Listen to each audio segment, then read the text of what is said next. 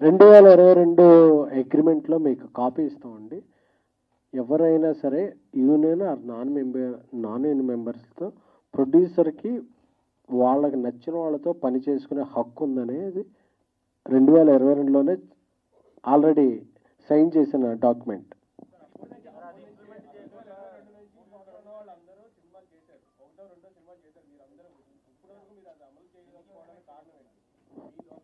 మా అసమర్థత, మీ నుంచి ప్రోత్సాహం లేకపోవటం, ఇవన్నీ అందరికీ తెలియకపోవటం. అందుకే లేదు ఇవన్నీ అందరికీ తెలియాలి కదా, ఎవరికి తెలియట్లా. అందుకనే ఈరోజు ఈ ప్రెస్ మీట్.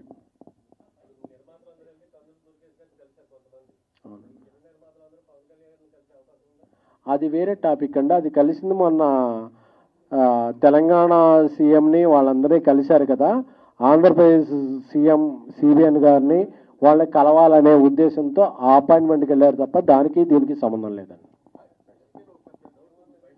చెప్పండి.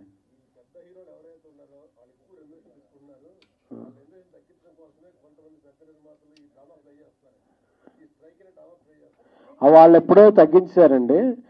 మీరు అనే పెద్ద హీరోలందరూ కూడా దాని మీరు ఎలా ఫ్లెక్సిబుల్గా ఉంటే మనం ఇది చేద్దామని తప్పితే మన సోషల్ మీడియాలో పెట్టుకునే కమెంట్స్కి ఇదే తప్ప ఆ పెద్ద హీరోలు ఎవరో కూడా మాకెంతే ఇవ్వాలి, మేము ఎంతకు పోతే రాము, రేపు షూటింగ్ క్యాన్సిల్ అని ఎవరు అనలేదండి.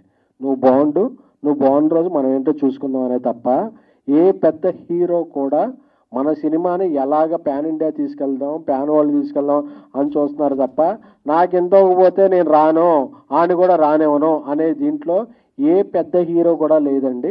ఆ మిస్కన్సెప్షన్ అనేది మీడియాలో వెళ్తుంది కాబట్టి ఈరోజు, ఎందుకంటే మీరు హీరోలకు అంత ఇచ్చేస్తున్నారు, హీరోలు ఎవరు ఇచ్చేయట్లేదండి.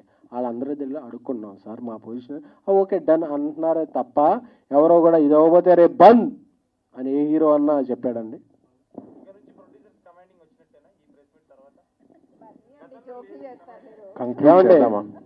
ప్రొడ్యూసర్స్ కమాండింగ్ డిమాండింగ్ చేసే పొజిషన్లో ఉంటే ఇలా ప్రెస్ మీట్లు ఎందుకు పెట్టుకుంటామండి అన్నా?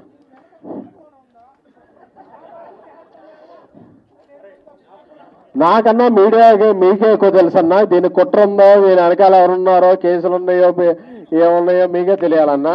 అది మీరందరూ వెలికి తీయాలనే సవినంగా కోరుకుంటున్నాం.